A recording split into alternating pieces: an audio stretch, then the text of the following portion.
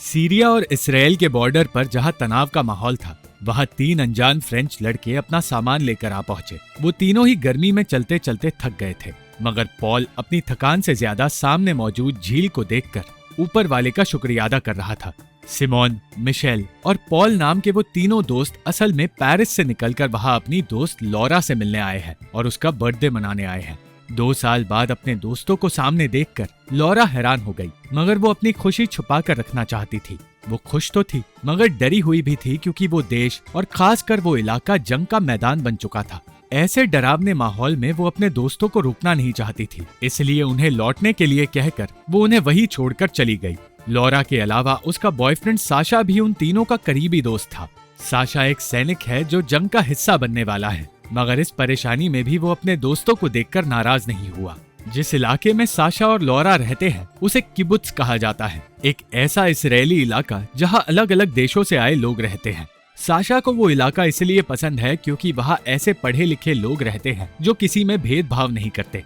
अपने दोस्तों से मिलकर साशा सालों बाद दिल की बातें कह पा रहा था और ये देखकर लॉरा को खुशी महसूस हुई। मगर मिशेल और सिमोन को ये बात अच्छी नहीं लगी कि उस इलाके में अरब लोग भी रहते हैं। उसी वक्त उनका ध्यान वलिद नाम के उस अरब से हटकर उन ब्रिटिश लड़कियों पर चला गया जो वहाँ रहती है। उस इलाके की जिंदगी अलग थी, वहाँ हर कोई काम करता था, मगर वहाँ पैसों का लेन देन नहीं होता और मेहमानों को भी काम करना पड़ता है। इसलिए 1 हफ्ते के लिए रहने आए इन तीनों दोस्तों को भी काम करना पड़ेगा। सिमोन ये बात समझ नहीं पाया कि यहाँ आते ही साशा आर्मी का हिस्सा क्यों बन गया, जबकि वो तो हमेशा से जंग के खिलाफ रहा है, और वो भी ऐसे देश की सेना में जो देश उसका खुद का है ही नहीं। इस बात ने लॉरा को नाराज कर दिया और वो कहने लगी कि साशा तो यहाँ आकर बदल गया, मगर सिमोन अब भी पहले की तरह बच्चा है। साशा ने उसे समझाया कि यहाँ रहने के लिए हर किसी को जंग के मैदान में उतरना पड़ता है, क्योंकि हर एक दिन उनकी जान खतरे में रहती है। सिमोन की तरह मिशेल के दिल में भी कुछ सवाल थे, मगर वो कोई सीरियस सवाल नहीं थे।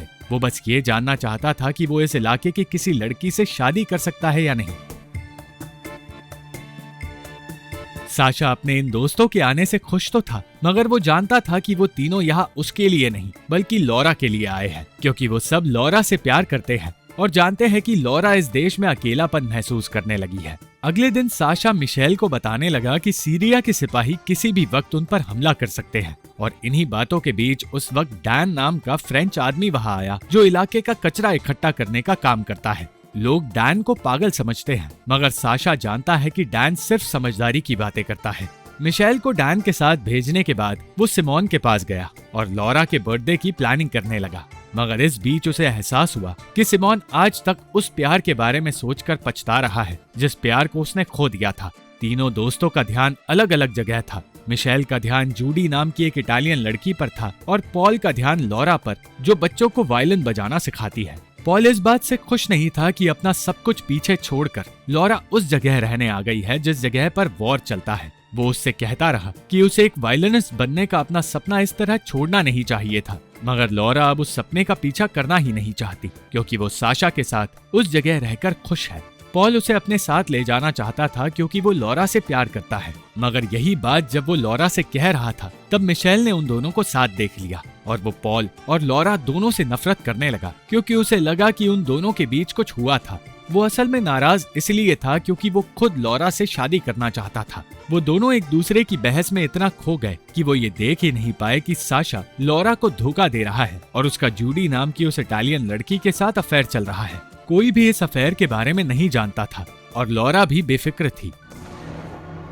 मगर तभी अचानक गोलीबारी शुरू हो गई और तब लॉरा ने साशा और जूडी को साथ देख लिया। इस गोलीबारी के बाद कोई भी इंसान डर के मारे अपने घर में छुप जाएगा, मगर इलाके के लोग जश्न मनाने लगे क्योंकि कोई भी हमला उन्हें खुश रहने से रोक नहीं सकता।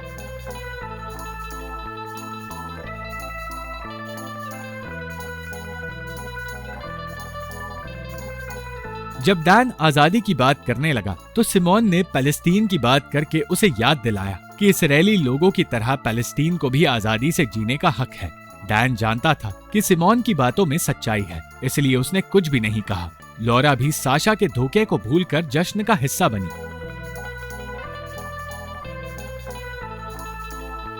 मगर जब उसने जूडी को अपने सामने देखा तो उसने साशा से बात करने का फैसला किया। वो दूसरों के सामने साफ साफ कुछ कह नहीं पाई, मगर साशा समझ गया कि वो किसी बात को लेकर उससे नाराज है।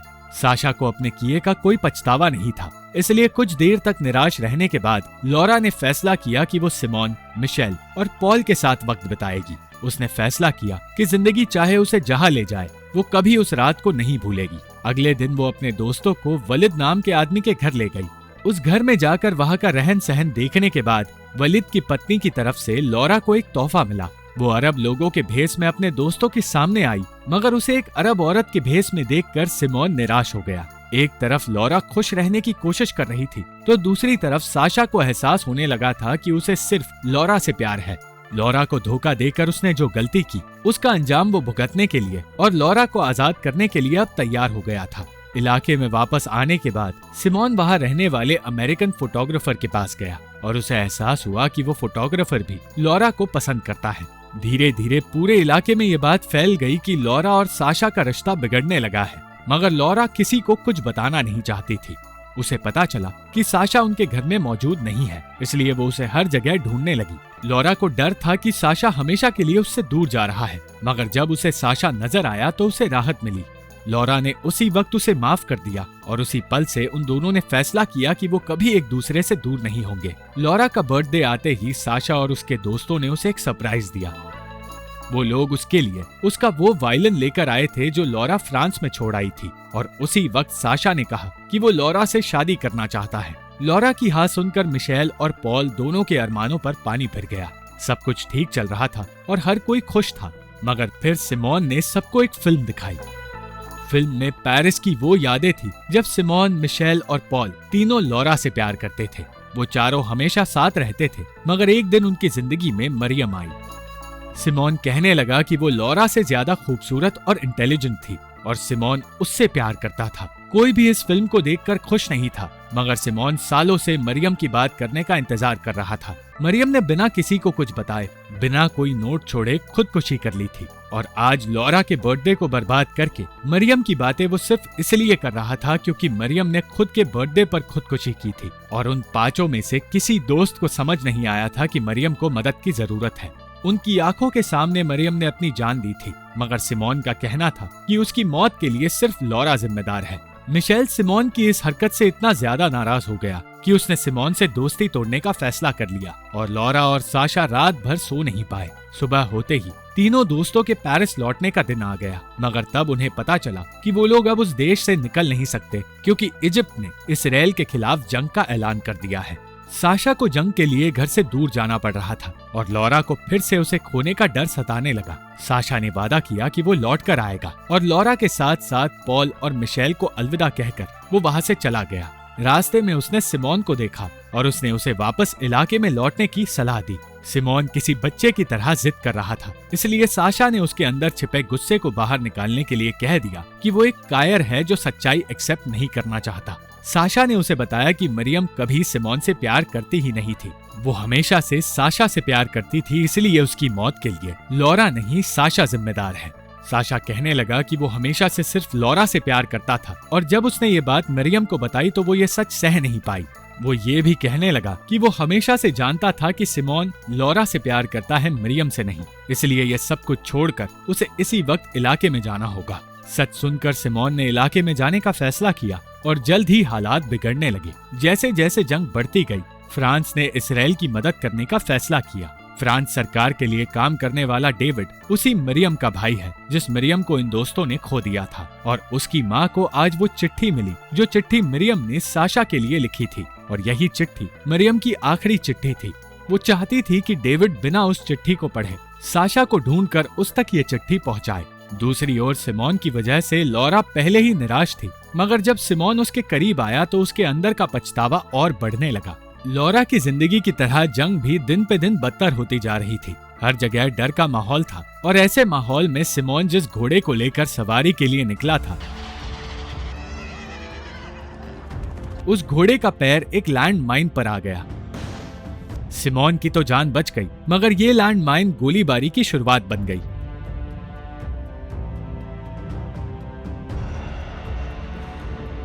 सैनिकों के लिए जिंदा बचना मुश्किल साबित होने लगा था और साशा इस गर्मी और तबाही में जीकर पेरिस की अपनी जिंदगी को याद करने लगा। वो इंसान जिसे वायलेंस और जंग से नफरत थी, आज इसी जंग का हिस्सा बन बैठा है। और दूसरी ओर जूइश और अरब लोगों के बीच का तनाव इतना बढ़ गया है कि वलिद को इलाके में आने से रोक दिया गया। सालों से वलिद उस जगह काम कर रहा था, मगर आज जंग की वजह से उसे अपने ही इलाके में आने से रोका जा रहा था। वलिद वहाँ सिर्फ ये बताने आया था कि सिमोन खतरे में है। लॉरा उसे ढूंढना चाहती थी, मगर ना तो उस इलाके के लोगों को बाहर जाने दिया जा रहा था और ना ही किसी फॉरेनर को अंदर आने दिया जा रहा था। सेना ने भी मदद करने से इनकार कर दिया, मगर लॉरा की जिद ने उन्हें सिमोन की मदद करने पर मजबूर कर दिया और लॉरा सिमोन को बचाने उसके पास आ पहुंची। साशा जंग के दौरान ऐसी चीजें देख रहा था जो चीजें इंसानियत के डरावने रूप को सामने लाती हैं। हजारों लाशें, घायल सिपाही और खोई हुई उम्मीदें।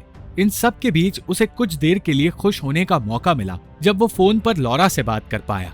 कुछ देर बाद पॉल ने लॉरा को बताया कि सिमोन हॉस्पिटल से कहीं भाग गया है, मगर माहौल इतना स्ट्रेसफुल था कि लॉरा समझ नहीं पाई कि उसे क्या करना चाहिए। इसलिए वो बस वहाँ बैठकर आसपास की खूबसूरती को देखना चाहती थी, मगर वो ये जानती थी कि उनकी निजी परेशानियों से कहीं बड़ी परेशानियां वो लोग झेल रहे हैं जो जंग का हिस्सा तक नहीं है। खासकर वो बच्चे जिन्हें समझ ही नहीं आ रहा कि उनके आसपास हो क्या रहा है। लोग रात रात भर सो नहीं पाते क्योंकि किसी भी वक्त उन पर हमला हो सकता है। साशा ब्रिटिश सेना के साथ जेरूसलेम पहुंचा, जहां का माहौल सबसे ज्यादा खराब था। लड़ते लड़ते वो लोग जेरूसलेम की दीवार तक पहुंचे, जहां ये लिखा था कि लोग साथ मिलकर ही अमन और शांति से जी सकते हैं। ये दीवार जूइश लोगों की बनाई दीवार थी, इसलिए हर एक जूइश सैनिक उस दीवार को देखकर इमोशनल हो गया। मगर कुछ पल की शांति के बाद साशा को गोली लग गई और उसी वक्त उसकी मौत हो गई। जल्द ही साशा की मौत की खबर लॉरा तक पहुंची और लॉरा अपने आप को संभालने की कोशिश करने लगी। उसे लगने लगा कि उसने अपना सब कुछ खो दिया है और उसके साथ साथ इलाके का हर इंसान साशा की मौत के बारे में जानकर रोने लगा। सिमोन भी ये खबर सुनकर लौट आया, मगर कोई भी लॉरा को संभाल नहीं पा रहा था। कई दिनों तक बंकर में रहने के बाद इलाके के लोगों को खबर मिली कि जंग खत्म हो गई है और वो सब बंकर से बाहर निकलकर आजाद हो गए। माहौल फिर से शांत होने लगा। इलाके के लोग अपने घरों को ठीक करने लगे, मगर वो सब जानते थे कि यह गलती सिर्फ दुश्मनों की नहीं है। उनके देश को भी जमीन लौटा देनी चाहिए, क्योंकि आज ये जंग रुकी है, मगर आने वाले 10, 15 या 20 सालों में वो जंग फिर से शुरू हो सकती है और तब इंसानियत खतरे में पड़ जाएगी। अंत में लॉरा के पास वो चीजें आई जो साशा पीछे छोड़ गया था और उन चीजों में लॉरा को एक तस्वीर मिली, जिसे देखकर उसे पता चला कि मिरियम साशा से प्यार करती थी। उसी दिन डेविड भी वहां आ पहुंचा और साशा के फ्यूनरल के दौरान उसने लॉरा को मिरियम की चिट्ठी दी, मगर चिट्ठी पढ़ने के बजाय लॉरा ने उस चिट्ठी को साशा के साथ ही दफना दिया, क्योंकि मिरियम की वो आखिरी चिट्ठी साशा के लिए थी। चिट्ठी में मिरियम ने लिखा था कि उसकी मौत की जिम्मेदार वो खुद होगी। वो जानती थी कि साशा मिरियम से प्यार करता था, मगर वो लॉरा को छोड़ नहीं सकता और इसलिए मिरियम ने अपनी जान दी। लॉरा हमेशा से ये सारा सच जानती थी, मगर वो सालों तक चुप रही, इसलिए उसे चिट्ठी पढ़ने की कोई जरूरत ही नहीं पड़ी। आज साशा को खोने के बाद लॉरा ने वापस पेरिस लौटने का फैसला किया और उस सच को पीछे छोड़ दिया जिस सच ने उसे कभी खुश रहने का मौका तक नहीं दिया। Thank you for watching this video. अगर आपको ये वीडियो पसंद आई तो इस वीडियो को लाइक, शेयर और इस वीडियो पर कमेंट जरूर करें और इस चैनल को सब्सक्राइब करना मत भूलना।